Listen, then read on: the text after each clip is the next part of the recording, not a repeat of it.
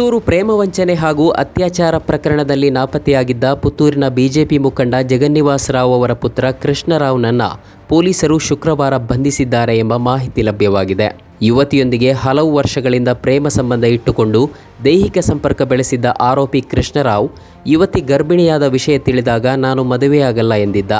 ಬಳಿಕ ಸಂತ್ರಸ್ತೆಯ ಕುಟುಂಬ ದೂರು ದಾಖಲಿಸುವುದಾಗಿ ಹೇಳಿದಾಗ 21 ವರ್ಷ ವಯಸ್ಸಾದರೆ ಮದುವೆಯಾಗುವುದಾಗಿ ಒಪ್ಪಿಕೊಂಡಿದ್ದ.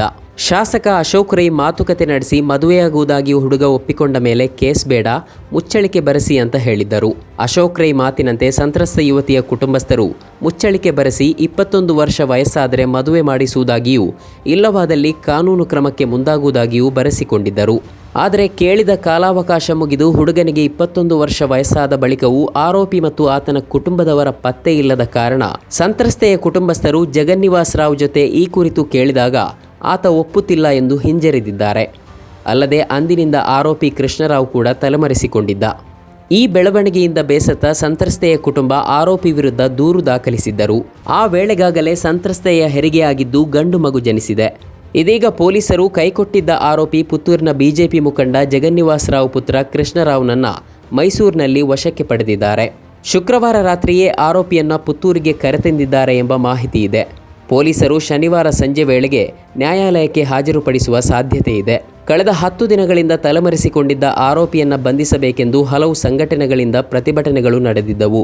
ಈ ಮಧ್ಯೆ ಆರೋಪಿ ಕೃಷ್ಣರಾವ್ ಪುತ್ತಿಲ ಪರಿವಾರದ ಕಾರ್ಯಕರ್ತ ಹಾಗೂ ಆರ್ಯಾಪು ಬಿಜೆಪಿ ಗ್ರಾಮ ಸಮಿತಿ ಅಧ್ಯಕ್ಷ ಪ್ರಜ್ವಲ್ ಘಾಟೆ ಜೊತೆಗಿರುವ ಸೆಲ್ಫಿ ಫೋಟೋ ಸಾಮಾಜಿಕ ಜಾಲತಾಣದಲ್ಲಿ ವೈರಲ್ ಆಗಿತ್ತು. ಸಂತ್ರಸ್ತೆ ಯುವತಿ ದೂರು ನೀಡಿರುವ ಹಿನ್ನೆಲೆಯಲ್ಲಿ ತಲೆಮರೆಸಿಕೊಂಡಿರುವ ಆರೋಪಿ ಕೃಷ್ಣರಾವ್ಗಾಗಿ ಪೊಲೀಸರು ಹುಡುಕಾಟ ನಡೆಸುತ್ತಿದ್ದ ನಡುವೆ ಸೆಲ್ಫಿ ಫೋಟೋ ವೈರಲ್ ಆಗಿತ್ತು. ವೈರಲ್ ಆದ ಬೆನ್ನಲ್ಲೇ ಫೋಟೋ ಬಗ್ಗೆ ಪುತ್ತಿಲ ಪರಿವಾರದ ಕಾರ್ಯಕರ್ತ ಹಾಗೂ ಆರ್ಯಾಪು ಬಿಜೆಪಿ ಗ್ರಾಮ ಸಮಿತಿ ಅಧ್ಯಕ್ಷ ಪ್ರಜ್ವಲ್ ಘಾಟೆ ಪ್ರತಿಕ್ರಿಯೆ ನೀಡಿದ್ದು, ಇದು 2023ರ ಏಪ್ರಿಲ್ ತಿಂಗಳ ಚುನಾವಣೆಯ ಸಂದರ್ಭದಲ್ಲಿ ನಾನೇ ತೆಗೆದ ಫೋಟೋ. ಬಿಜೆಪಿ ಮುಖಂಡನ ಪುತ್ರನ ಅತ್ಯಾಚಾರ ವಂಚನೆ ಪ್ರಕರಣಕ್ಕೆ ಈ ಫೋಟೋವನ್ನು ಲಿಂಕ್ ಮಾಡಿ ಸಾಮಾಜಿಕ ಜಾಲತಾಣದಲ್ಲಿ ವೈರಲ್ ಮಾಡಲಾಗುತ್ತಿದೆ. ಇದು ನನಗೆ ತುಂಬ ಬೇಸರ ತಂದಿದೆ. ಈ ಪ್ರಕರಣಕ್ಕೂ ನನಗೂ ಸಂಬಂಧ ಇಲ್ಲ ಹಾಗೂ ಪೊಲೀಸರ ಯಾವುದೇ ತನಿಖೆಗೆ ನಾನು ಸಿದ್ಧನಿದ್ದೇನೆ ಎಂದು ಹೇಳಿದ್ದರು. ಈ ನಡುವೆ ಕಾರ್ಯಕ್ರಮವೊಂದರಲ್ಲಿ ಆರ್ಎಸ್ಎಸ್ ಮುಖಂಡ ಕಲ್ಲಡ್ಕ ಪ್ರಭಾಕರ್ ಭಟ್ ಜೊತೆಗೂ ಆರೋಪಿ ಕೃಷ್ಣರಾವ್ ನಿಂತಿದ್ದ ಫೋಟೋ ಕೂಡ ಸಾಮಾಜಿಕ ಜಾಲತಾಣದಲ್ಲಿ ವೈರಲ್ ಆಗುತ್ತಿದೆ. ನಮ್ಮ ಕಾರ್ಯಕ್ರಮಗಳನ್ನು ನೀವು ನೋಡ್ತಾ ಇದ್ರೆ ನಮ್ಮ ಚಾನೆಲ್ ಅನ್ನ ಸಬ್ಸ್ಕ್ರೈಬ್ ಮಾಡಿ, ಪಕ್ಕದ ಬೆಲ್ ಐಕಾನ್ ಒತ್ತಿ ನಮ್ಮನ್ನ ಬೆಂಬಲಿಸಿ. ಹಾಗೆ ನಮ್ಮ ಕಾರ್ಯಕ್ರಮಗಳನ್ನ ಲೈಕ್ ಮಾಡಿ, ಕಮೆಂಟ್ ಮಾಡಿ, ಅದನ್ನ ಬೇರೆಯವರಿಗೂ ವಾಟ್ಸ್ಆಪ್ ಮೂಲಕ ಶೇರ್ ಮಾಡಿ. ನೀವು ಹೀಗೆ ಮಾಡಿದಾಗ ನಮ್ಮ ಚಾನೆಲ್ ಮತ್ತಷ್ಟು ಜನರಿಗೆ ತಲುಪಲು ನೀವು ನಮ್ಮೊಂದಿಗೆ ಸಹಕರಿಸಿದ ಹಾಗಾಗುತ್ತೆ.